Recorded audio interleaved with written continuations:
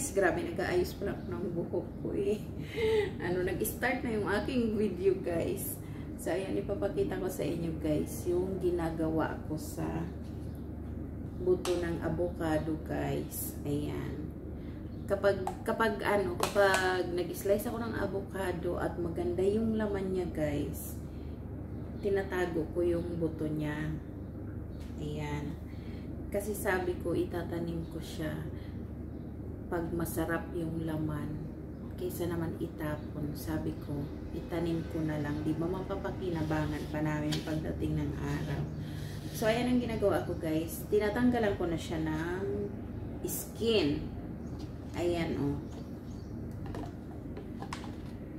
Di ba marami akong iniipon guys. Pero yung iba, natapon ko na rin. Kasi kung nagmamadali ako, hindi na kaya talaga ng oras.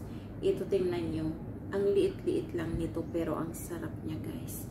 Ayun, hindi ako masyadong aware kung ano yung mga klase-klase ng avocado. Pero pag nagustuhan ko siya, talagang tinatago ko. Sabi ko itatanim ko. Ito pa-dry na ito guys. Oh. So ang ginagawa ko, tinatanggal ko yung skin niya. Kuha tayo ng kutsilyo. Hello Budots! Hi! Ayan. Diba? Tinatanggal ko yung skin niya guys. Kasi, ano naman na siya, dry na. Ayan. Binabalatan ko yan. Kapag super dry na talaga, mabilis siyang balatan. Pero ito, siguro mga ilang araw pa. So, ipapakita ko lang sa inyo kung paano guys. So, ayan, diba? Tatanggalin nyo lang naman itong skin niya. Ayan, hindi pa siya masyado. Siguro mga ilang araw pa ito guys. Bago mag-ano. Pag super dry kasi kusa na siyang matatanggal. Pag hinawakan mo lang ng ganyan, malutong na yung skin niya. So, ayan. Ito yung iba, oh. May natira pa guys.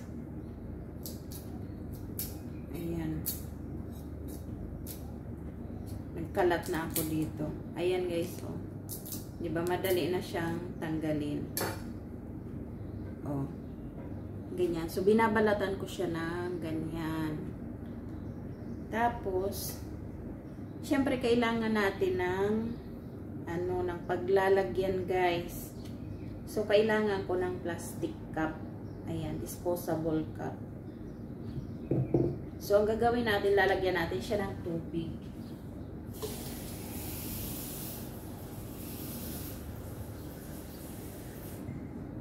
Ayan. So, nilagyan ko siya ng tubig, guys. Tapos, syempre, kailangan natin ng toothpick. Ayan.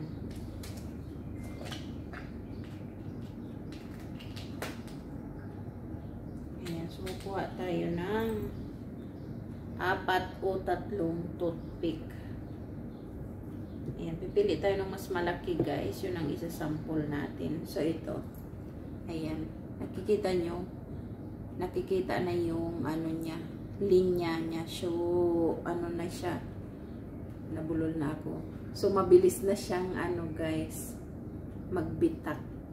Ayan, kasi nakikita na siya, oh. So, ayan. Kailangan ito nasa ilalim, guys, ha? Kasi dito, lalabas yung kanyang ugat pag bumuka na ito. So, ayan. So, lalagyan natin siya ng toothpick. Ayan, paikutan natin.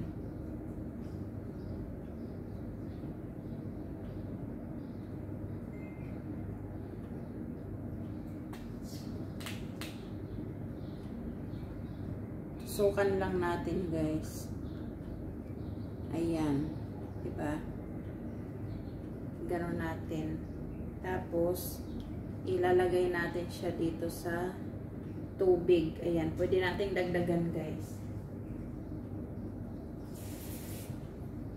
Ayan. So, kailangan na aabot ng ng puwet ng avocado yung tubig sa baba. Ayan. So, pag nag-crack yan, guys, makikita nyo, buhay na siya. Ayan. So, ipapakita ko sa inyo yung crack na kasi ito. Crack na siya. So, nilagay ko na siya sa lupa, guys. Ayan. Mga ganito lang ang ginagamit ko. Disposable cup kapag nag-uumpisa akong magpatubo ng avocado. Ayan.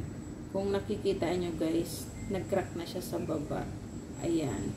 So, nilagay ko na siya dito sa lupa. Ganon ang start niya kapag, bumukas na. Ito kasi guys, nung hiniwa ko yung avocado, crack na talaga siya. So, inano ko na siya. Dinaretso ko na siya sa lupa. Tapos, ito naman ang itsura kapag nagbitak na siya. Oh.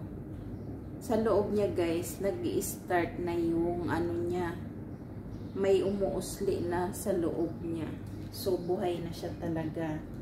So, ayan. Kapag tumubo siya, eto na siya, guys. Ganyan na siya kapag tumubo na, oh.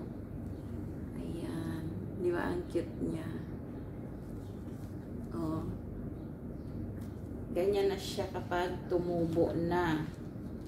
Tapos, guys, ayan na siya, oh. Ito, first time ko nakapatubo, guys, ng avocado na dalawa ang sanga. Ayan. Twin sila, kambal. Tuwang-tuwa ako nung nakita ko kasi ang tagal ko nang nagtatanim. Ang dami ko nang napatubong avocado. Ito pa lang ang kauna-unahan na dalawa yung sanga nung tumubo siya, guys. Nakikita nyo. O, dalawa siya, o, diba? Ayan, ang cute-cute niya. Ang sarap ng avocado na to, guys. Yun nga lang, hindi ko alam kung anong mga klase niya kasi hindi talaga ako aware yung mga, tawag dito, variety, ganun. Hindi ko sure kung ano, i-correct nyo na lang. So, ito naman, yung kauna-unahan kong tinanim na nang tumubo, guys, napakataas na. Ayan siya. Ang taas. Alam nyo ba na mas nauna pa ito? Mas nauna pa ito sa kanya. So, mas panganay ito na tumubo. Pero tingnan nyo naman yung kanilang height. O, diba guys? Mas siya. Mas matangkad ito. Malaki ang nito eh. Ang laki ng buto ng avocado na ito. Tingnan nyo. Ayan siya. Oh, pero ito naman, kambal. Ayan, di ba? Ang tangkad niya, guys. Ang ganda. So, pag ganito na siya, sigurado kong buhay na, guys. Ipinapahatid ko na siya sa mountain. Kasi doon yung garden na pinagtataniman namin ng mga vegetable, ng mga prutas. Ayan. So, pinapadala namin doon para mabuhay sila o mas makahinga ng maayos. Kasi dito sa city, guys, sobrang init. At wala kaming space dito na magtanim. So, dito sa sa bagong bahay na tinirahan namin, wala akong garden. Hindi kagaya doon sa old house na meron akong garden sa labas na pwede kong paglagyan ng mga malalaking, tawag dito, yung paghahalamanan ko nga. Dinadalhan nila ako ng mahabang ganon kapag gusto kong magtanim. Kasi ang hilig ko nga talaga magtanim, guys. So, ayan, ang ginagawa ko na lang, pinapabuhay ko siya dito. Tapos, kapag okay na, inaano ko na siya, pinapadala ko na siya sa mountain para itanim nila doon. Ita-transfer nila doon, guys. Ayan.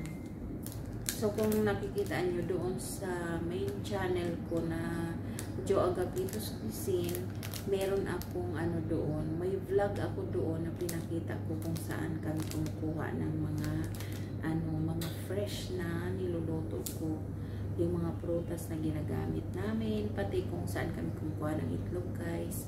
Ayan, makikita nyo siya doon. At shout out kay Budots, makikita nyo rin sa vlog niya, guys, kasi meron din siyang kinuha doon.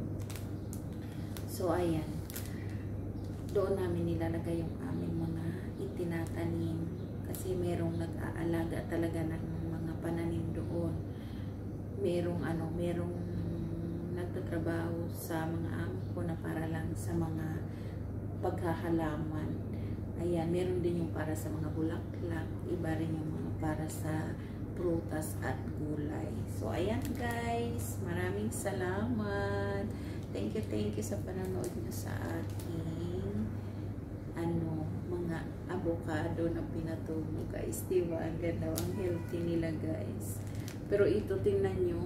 Nabutasan siya guys. Kasi nilagay ko siya dyan sa labas ng bintana namin. Kasi mainit nga dito sa loob. Diba? Siguro yung sobrang lakas ng hangin na anuhan siya o kaya ipinasok ko siya dito sa loob. Sabi ko baka masira yung dahon niya at saka dahil matangkad na siya baka maputol, sayang naman. Kaya nag-exercise na si Budots dyan. Mag-hi ka na Budots. Ayan, diba? Hindi pa kami nag-breakfast guys. Pero na-excited kasi akong tingnan yung aking mga avocado. Sabi ko, ipa-vlog ko nga siya. So, ayan. Maraming salamat sa panonood. Thank you. Sa susunod, ipakita ko sa inyo kapag sobrang taas niya na talaga. Yung nga pala guys, yung nauna kong tinanim, namunga na.